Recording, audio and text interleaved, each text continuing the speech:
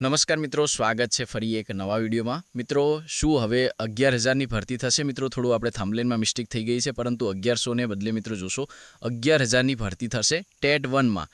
તો આજના આ વિડીયોમાં તમામ અપડેટ આપવાનો છું। ખાસ મિત્રો, ટાઇટલ જે થંબનેલમાં થોડી મિસ્ટેક હોવાના કારણે તમને થોડું કન્ફ્યુઝ રહ્યું છે, પરંતુ અહીંયા 11,000ની ભરતી થશે એવા અહીંયા સૂત્રો જણાવવા પ્રમાણે મળી રહી છે માહિતી। મિત્રો, શિક્ષણ મંત્રીનું મહત્વનું નિવેદનમાં શું એમને કહ્યું છે? શું ફરી કોર્ટના નિર્ણય કરવામાં આવશે? મિત્રો, કોર્ટમાં ફરી મિત્રો હાયરિંગ કરવામાં આવશે? તમામ ઉમેદવારો માટે આજનો આ વિડીયો ખાસ ઇમ્પોર્ટન્ટ રહેવાનો છે। વિડીયો અંત સુધી નિહાળશો। ચેનલ ઉપર નવા છો, ચેનલને હજી સુધી મિત્રો સબસ્ક્રાઇબ નથી કરી નાખીજો, બેલ આઇકન પ્રેસ નથી કરી નાખીજો, અને ખાસ મિત્રો ચેનલ સાથે જોડાઈ નથી તો ખાસ જોડાઈ જજો। તો આજના વિડીયોની આપણે સંપૂર્ણ માહિતી આપવાનો છું। વિડીયો ખાસ અંત સુધી નિહાળશો। તો આજના માનવ જ્ઞાન સેશનમાં તમારું તમામ ઉમેદવારોનું સ્વાગત છે। તો આજના વિગતવાર માહિતી આપણે થોડી અપડેટ નિહાળીએ। પહેલાં પણ કહેતો, અત્યારે પણ કહું જઉં છું મિત્રો કે થોડા થંબનેલમાં થોડી મિસ્ટેક થઈ છે, તો ખાસ તમારા ઉમેદવારો ધ્યાનમાં રાખવું। મિત્રો, હાઈકોર્ટના નિર્ણય વચ્ચે શિક્ષણ મંત્રીનો નિર્ણય જોવા મળ્યો હતો, જેમાં મંત્રી દ્વારા મહત્વની અપડેટ આપવામાં આવી છે। અહીંયા તમને સ્ક્રીન ઉપર જોવા મળી રહ્યું છે, જેમાં મંત્રી કહી રહ્યા છે કે 2026-2027માં જે જગ્યાઓ ખાલી છે એ ખાલી જગ્યાઓ પર ભરતી કરવામાં આવશે। હવે મિત્રો, જે ઉમેદવારો વિડીયો નિહાળ્યો છે એમને તમામ માહિતી ખબર હશે, પરંતુ હું તમને થોડી વિગતવાર માહિતી આપી દઈએ કે મંત્રી શું બોલ્યા હતા। હવે મંત્રી જે આપણા રીવાબા જાડેજા છે એ બોલ્યા છે કે 2027, થોડો કલર ચેન્જ કરી નાખીએ આપણે, 2027 અને 2026 વચ્ચે આ જે ભરતી છે મિત્રો એ કરવામાં આવશે। અહીંયા એવી અપડેટ મળી રહી છે। હવે આ ભરતી મિત્રો છે એ મિત્રો 2026 અને 27 વચ્ચે કરવામાં આવશે એવું મંત્રી બોલ્યા છે, પરંતુ આપણે એક માહિતી મેળવીએ તો કે 11,000ની ભરતી બોલ્યા છે કે 11,000ની જગ્યાઓ ખાલી છે અને 11,000 ઉપર જ ભરતી કરવામાં આવશે। પરંતુ મિત્રો, આપણે એક જે આરટીઆઈ કરેલું હતું જે ગાંધીનગરમાં, અને જે ખાલી જગ્યાઓનું જે મિત્રો લિસ્ટ આવ્યું છે એ ખાલી જગ્યા ઉપર આપણે માહિતી મેળવીએ તો કે કેટલી જગ્યાઓ ખાલી છે, તો મિત્રો અહીંયા આપણને જોવા મળ્યું છે કે 13,145 જેવી જગ્યાઓ ખાલી છે। પરંતુ અહીંયા મંત્રી મિત્રો જે ફાંકા ઝીકી કરી રહ્યા છે એ તદંત ખોટું છે કે 11,000ની જગ્યાઓ ખાલી છે। મહંત મિત્રો, આંકડો જો આપણે સાચો આંકડો મેળવીએ તો 15,000ની આજુબાજુ જગ્યાઓ ખાલી છે, 15,000થી 17,000ની આજુબાજુ, પરંતુ સાચો આંકડો છે આપણને કોઈ આપવા માગતું નથી। 13,145 ઉપર ભરતી કરવામાં આવશે એવી ઉમેદવારો મિત્રો માંગ લઈને પણ પહોંચેલા છે, જેમાં એક નહીં પરંતુ 3 કે 4 વખત મિત્રો આંદોલન જોવા મળી રહ્યા છે। એક બીજું પણ આંદોલન છે, એમાં મિત્રો ઉમેદવારોની જે લાગણીને માગણીને ધ્યાનમાં રાખી અને જે આંદોલન કરવામાં આવ્યું હતું એ આંદોલન મુદ્દે એક આજનો વિડીયો પણ આપણે સેશનમાં મૂકવાના છીએ, તો ખાસ માનવ જ્ઞાન સાથે જોડાઈ જજો। હવે વાત કરીએ મિત્રો કે 13 ખાલી જગ્યાઓ ભરવા બાબતે જે આંદોલનો કરી રહ્યા છે, સાથે સાથે તમામ 13,145 જગ્યા પર તાત્કાલિક ભરવામાં આવે। મિત્રો, અહીંયા 13,000ની ઉમેદવારો માંગ કરી રહ્યા છે, એ પણ 2026ની ભરતી, કેમ કે જે જગ્યાઓ ખાલી છે તમામની જગ્યાઓ ભરવા। હવે મંત્રી બોલી રહ્યા છે કે 11,000ની 2 વર્ષમાં ભરતી થશે, એટલે કે 26માં અને 27માં 11,000ની ખાલી જગ્યાઓ છે ભરવામાં આવશે। અહીંયા ઉમેદવારો મિત્રો સારી એવી ભરતી ઈચ્છી રહ્યા છે।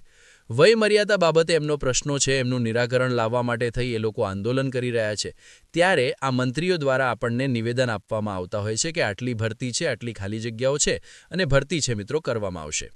1 લાખની આજુબાજુ શિક્ષકો કાર્યરત છે, પરંતુ એ કાર્યરત છે એ સાથે સાથે એ લોકો નિવૃત્ત પણ થઈ રહ્યા છે, પરંતુ સાથે સાથે જે ખાલી જગ્યાઓ છે એ કાર્યરત કરતાં પણ અહીંયા આપણને વધારે જોવા મળી રહી છે। એટલે જ્યાં જ્યાં આપણા બાળકોની સંખ્યા વધારે છે ત્યાં ફક્ત એક જ શિક્ષક કામ કરી રહ્યો છે।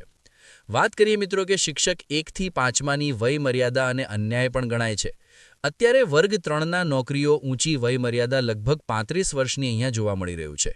તો અહીંયા તમને સ્ક્રીન ઉપર જોવા મળ્યું હશે કે વય મર્યાદા મિત્રો એ ખાસ એક મહત્વપૂર્ણ અપડેટ છે। વય મર્યાદા માટે થઈ અને ઉમેદવારોએ મોસ્ટ ઓફલી ઉમેદવારો આંદોલન કરી રહ્યા છે, કેમ કે ઘણા એવા ઉમેદવારો છે જેમની વય મર્યાદા છે મિત્રો વટાવી રહ્યા છે, જેના કારણે થઈ વય મર્યાદા મિત્રો જો સરકાર કંઈ ચેન્જ કરે છે તો ફાયદો જોવા મળશે, બાકી વય મર્યાદા એક મહત્વપૂર્ણ મોટો એક પ્રશ્ન બની રહ્યો છે।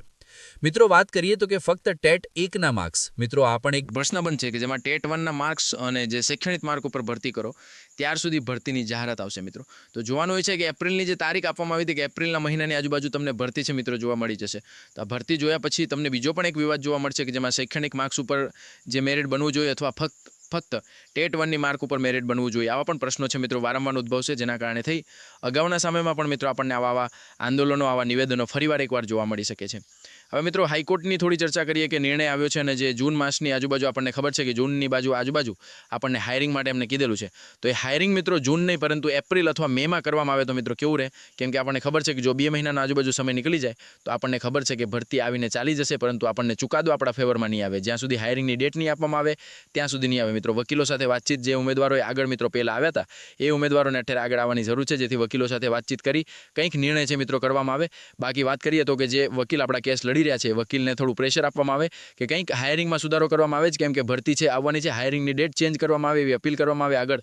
તો મિત્રો હાઈકોર્ટની અપીલ જો જજ સાહેબ માની લેશે તો ચોક્કસ તમને મે અથવા આ એપ્રિલની આજુબાજુ તમને ફરીવાર એક હાયરિંગ જોવા મળી જશે, અને એ હાયરિંગમાં જો ચાન્સ રહે તો મિત્રો ચોક્કસ તમને એમાં તમારા જે ફેવરમાં પરિણામ પણ આવી શકે છે. તો વકીલોને બસ એટલી જ કહેવું છે કંઈક કરો જેથી ભરતી આવતા પહેલાં કંઈક સારા સમાચાર મળે, જેથી ઉમેદવારો જે રાહ જોઈને બેઠેલા છે એમની સુધી આ અપડેટ છે ખાસ પહોંચી જાય.